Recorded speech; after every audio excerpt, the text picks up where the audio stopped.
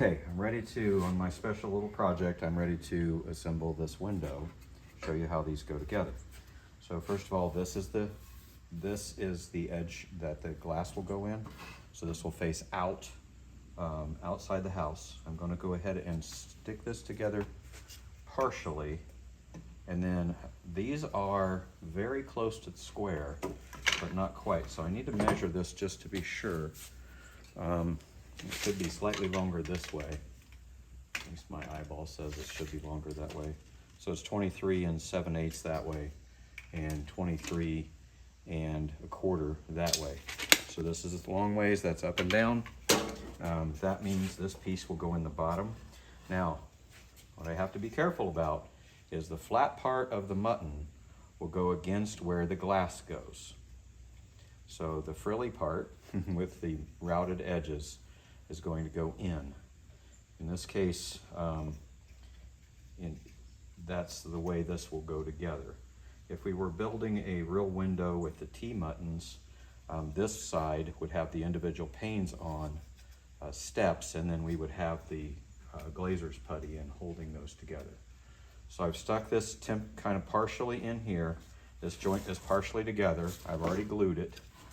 So I'm just going to tap it together, making sure all these pins stay lined up.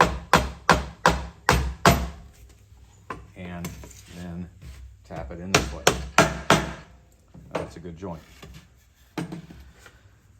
Now, as long as this window is assembled like this, this never has to come out. The glass can be replaced if it has to be, because it's one pane of glass set in from the back side here. But if for some reason I did need to take this out sometime, these are just aluminum trim nails that can pretty easily be cut and taken out of there in the future. So I'm going to set this one down on this joint. Again, I've already kind of put some glue on it, so you don't have to watch that.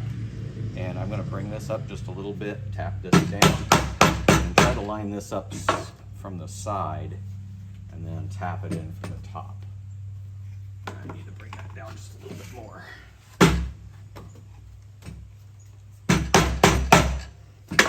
And this is just a cheap way to build a window frame that you might put in a barn or a garage or a shed, or in this case, an attic.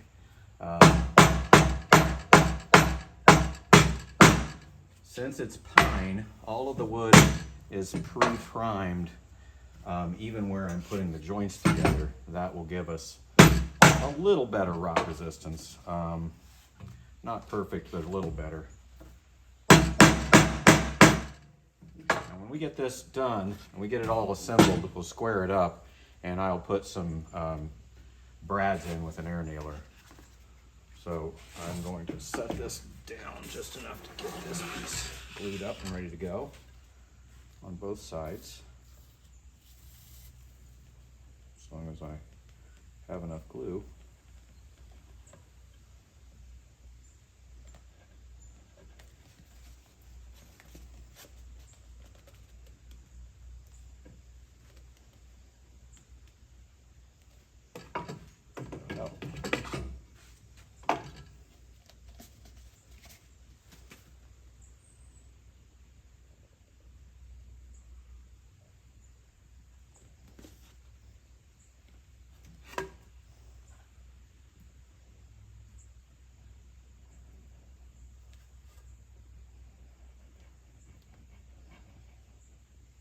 Again, I'm not being too liberal with the glue. We want it to hold, but we're not looking for it to hold the entire structure with just the glue. Now again, keeping the tray, the little ledge for the window pane in the back in this case. Set this up and just set this down on it.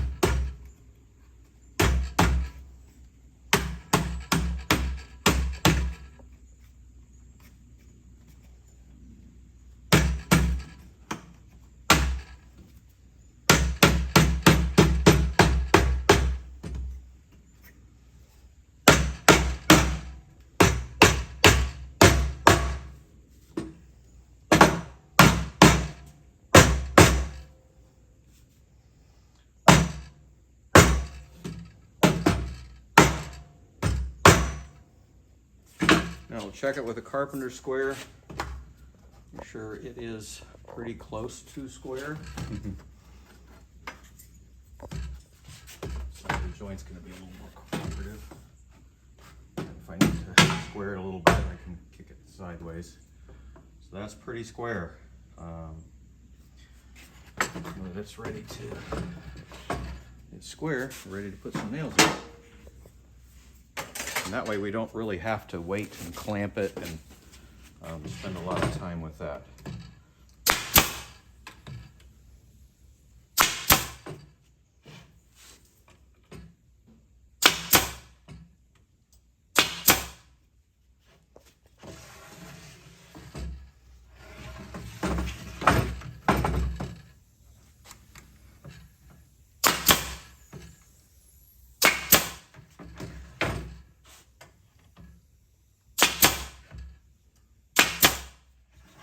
I like to actually nail it from both sides so that I can try to pinch any remaining gaps closed on the wood.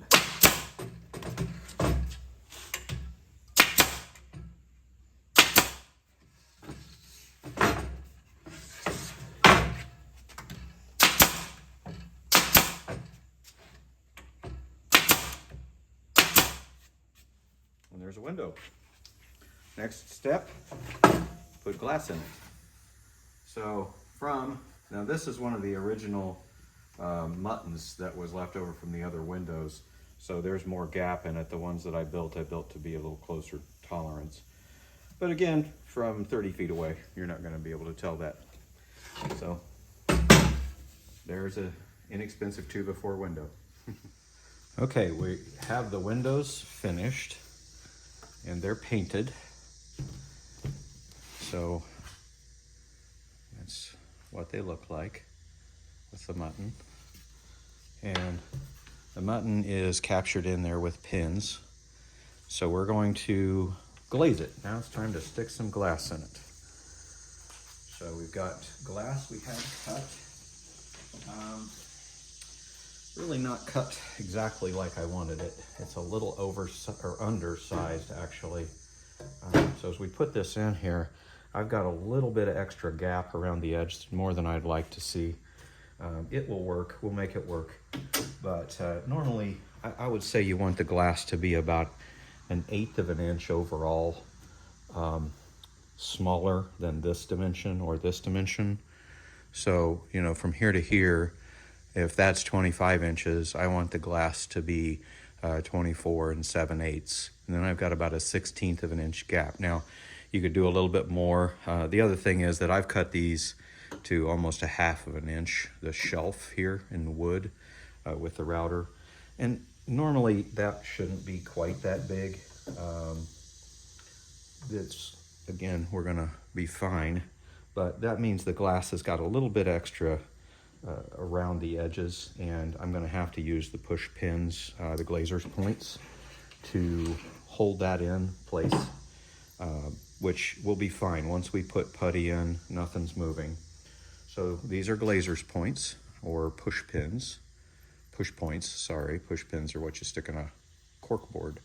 These are push points, or again, glazer's points. You see some nice glazing putty here. We'll get to that in a minute. So that goes into the wood. That holds the shelf or the glass down, and that little part there lets me put it on the knife and shove it into the wood. So we're going to put, usually I'll put 4 in for a pane this size, and I'm going to put them in at a slight down angle here to help hold the glass in and not let it move side to side or up and down. So I'm putting them in the center, which is really helpful to know where they are in the future, like I will remember. But I'm trying to put them in the center of the pane on each side, and that is going to help me to know where they are in case at some point I have to repair the window. We'll have to take the putty out, which is no fun, and remove these push points to get the glass out, to replace the glass in case, you know, say a baseball goes through it or something like that. So making some awful sounds, but that's just the edge of the glass. Nothing's breaking. So I pushed that in to the wood, and we'll do one more, and we'll have the glass in place. So these aren't designed to hold the glass alone. So these, you know, we're not done at this point. The glass is gonna not move for our purposes now, but it is just, those are just there to help hold it in place and give it some structural integrity. So when we put the putty in, that's what's really gonna hold this. So now is when we get to play in the mud. So you don't wanna probably show your kids this, because this is not as clean as Play-Doh, but you can tell them, hey, I was playing with Play-Doh. So this is DAP 33 window glazing. You can see it's just a fun gray putty. Now I wouldn't do this on a hot day because it's probably only about 70, 72 out right now, and this is pretty soft. So I do want it soft, but if it gets too soft, you'll see I'll start rolling it back up. I'm gonna squish this up to get it consistent and to put it to get it kind of in a little bit of a rope. Now I use two knives when I'm doing this. One is, this is a painter's tool, and just a super handy tool. This is actually to clean a paint roller, to scrape a paint roller. Bottle opener, this has got a couple of nut sizes, a nail puller. This is very sharp when it's new. This one's got some wear and tear on it. This is great for pulling out putty or caulking. Just a great all-around tool. This blade is very stiff, so I'm going to use this to really push the putty in and take the excess off. And then I like to switch over when I'm smoothing the putty at the end. I like to switch over to a softer knife that's got a lot more deflection. You can see how that deflects. That will let me have a smoother edge and will give a little bit and let me just do a nice finish. So what we're gonna do, and try to keep this all in the view of the camera, but we're just gonna walk around, put this around three sides. I'm just gonna work it into a bit of a rope, and I'm going to push it, and I'm trying to push it in pretty hard because I want it to go down in the gap between the wood and the window, the side gap between this side of the sash and the edge of the glass. So I want that gap filled, both for weather sealing, but also just again for a little bit of integrity to hold the glass in place. Not real worried about getting a lot of extra, or I don't want to get too much extra, it's just more that I have to take off later. But I'm just continuing to kind of roll this and squish it in and walk it down. Just keep moving it with my fingers. Seen guys that have done this for a living. You know, I do not do this for a living, but I've seen people that do this for a living, and the old window glass guy that taught me how to do this, they're just amazing. It's kind of like watching people finish drywall when that's what they do, and they just can mud in drywall so fast and so perfectly, and you just marvel at the skill. And these are just, this is an example of a lost art, for instance, because modern windows, vinyl replacement windows and multi-pane glass and all these, none of this uses this anymore. They use rubber and plastic seals, and but this is another skill you have to learn if you're going to take care of an old house. And so I'm going to continue to do this. Now, you could also arguably just go through this and throw some caulk in and hold it in with caulk, and just stuff it in there, put caulk in it, and move on. Maybe just a little bit more. I've got gobs over there, but we'll just work this into the corner. I'm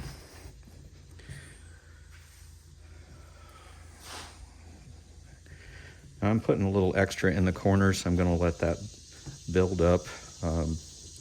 And you'll see there's more of a gap there because we've got two sides converging. But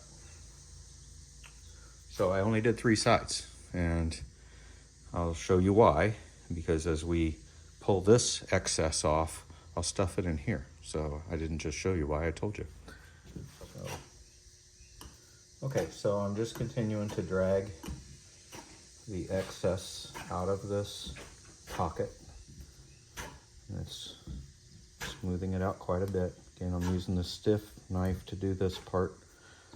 I'm going to pull this into the corner. And I'm going to leave a little bit extra in the corner because we'll use that in a little bit. I'm just going to collect excess and stick it right here.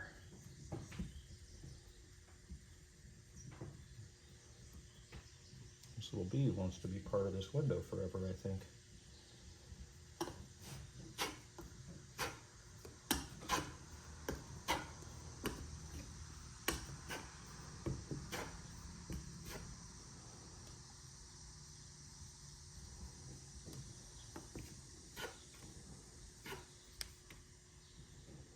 Okay. That's pretty good. Slice this off the top. Put that in there. Turn this a little bit. Probably going to need to get a little bit more in.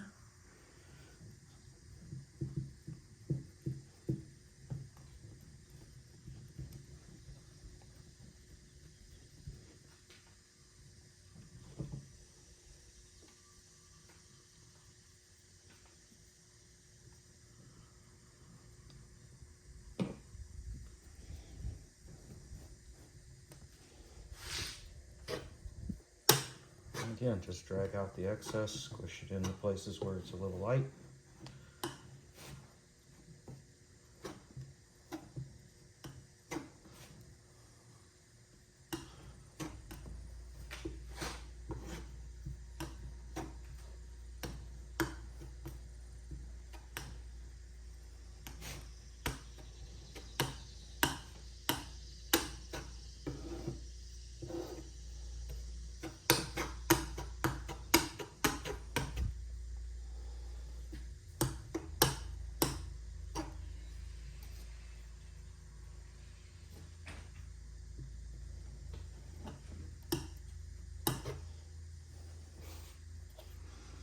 Okay, a little bit left. It gets really all over you. It's really lovely. All right, now I'm going to use this knife, again, a little bit more flexible, and I'm going to start pulling. Now, if I go low like this, at a low angle, it's gonna cut material off on the bottom. To go at a sharper angle, I'm pushing the material in, and it'll help me control the angle a little bit. So again, I'm trying to keep this at a 45-degree angle. I'm just pulling, trying to be consistent. There I had a bobble, and then in the corner, I pull up, out at a 45-degree angle. And you can even see where I marked the wood here. Turn this, there you go. You can see I marked the wood a little bit, maybe putting some force on that and dragging it out of there. So I'm just picking this out. I'll go over it one more time. Probably at least one more time, to be honest. So then I get a little OCD and I don't like the way it looks, and I do it again.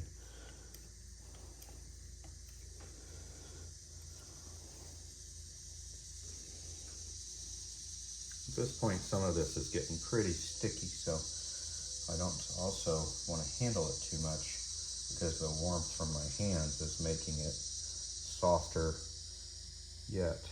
So now I've got a pretty smooth, consistent angle. Sorry about bumping the camera. And I'll go through here and clean up this edge.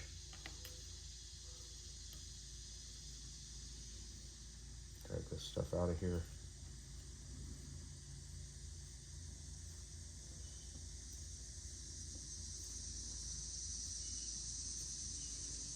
And call that one good. Smooth that little booger out there.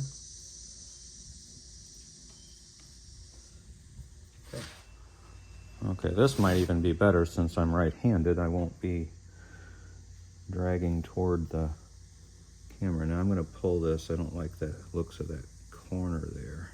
So I'm going to cut that off and start here.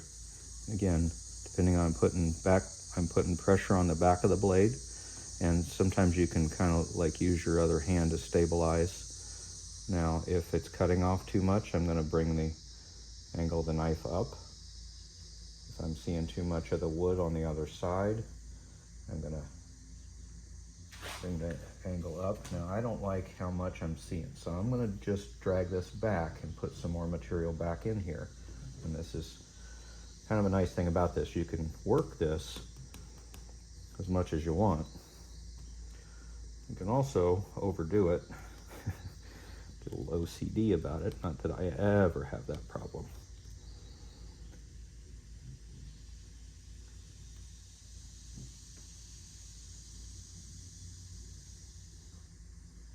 So I've pulled that up. I'm going to come out in the corner, straight up.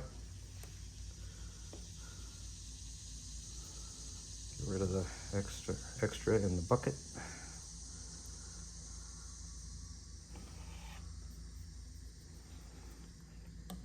Now I've got some places I'm not in love with on this one. I'm going to cut a little excess off here, and then just put just a little bit more in this corner. It's a little light there, which is funny because usually corners are a little heavier. But I'm going to pull that now, just one quick pull. See, that got a little deep, which is fine. I'm cutting off excess.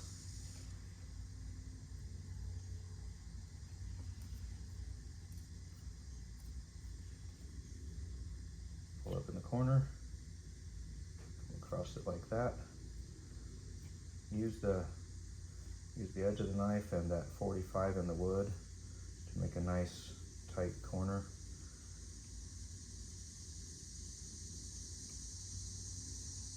Do you have to do this? No. Does it look cool or nice when you do it? Yeah. You can make these corners look pretty good if you want. It's doesn't help to be shaky like I am all the time. Okay, one more time. Once more with feeling. Okay, there we go. I know I say okay an awful lot, don't I? That's because I'm thinking. It hurts.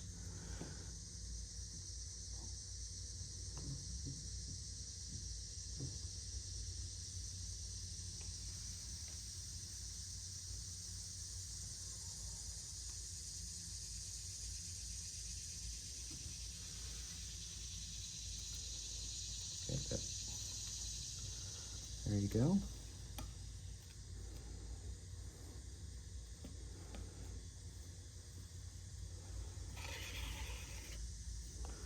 Scoop the excess. Smooth it out one more time. Now, see, I think it's got a little bit too much right here, so I'm going to drop the knife a little shallower. Let it cut that off.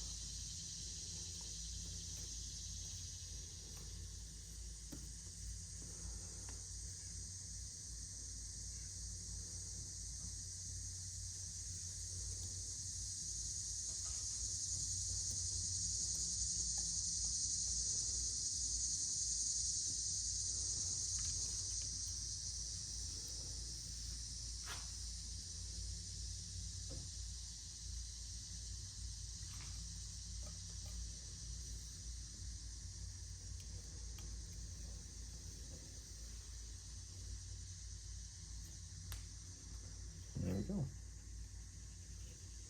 We'll start around the corner.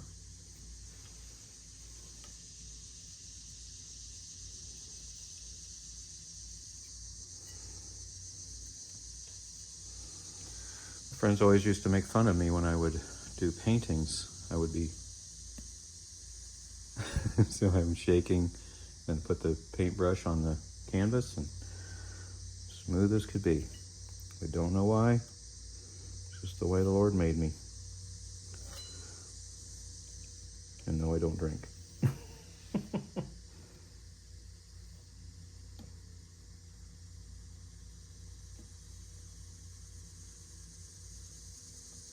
So I don't mean to make you nervous if you're watching and I'm a little shaky. That's just the way it goes. Okay. I think I've finessed that one enough. Let's roll it around and do the last corner, or the last side. See, are you with me? Can you see okay? Good. Let's pull this back. You can see how much extra I've got in that corner. I'm gonna pull it up like this and fill that in. And then we can just keep on going here.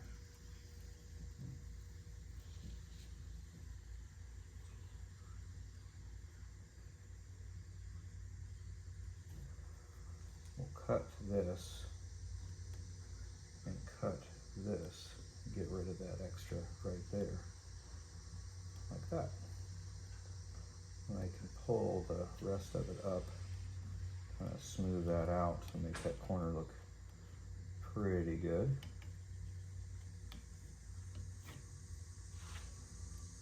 Well, I got into it there a little bit. No matter.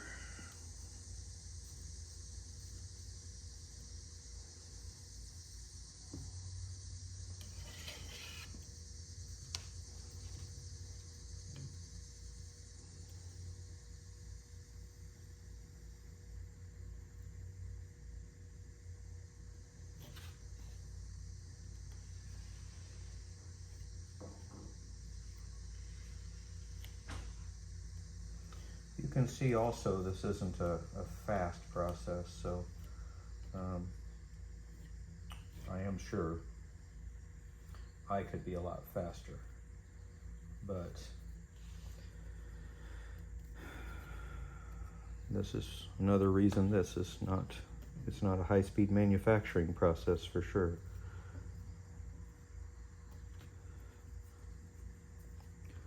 Okay.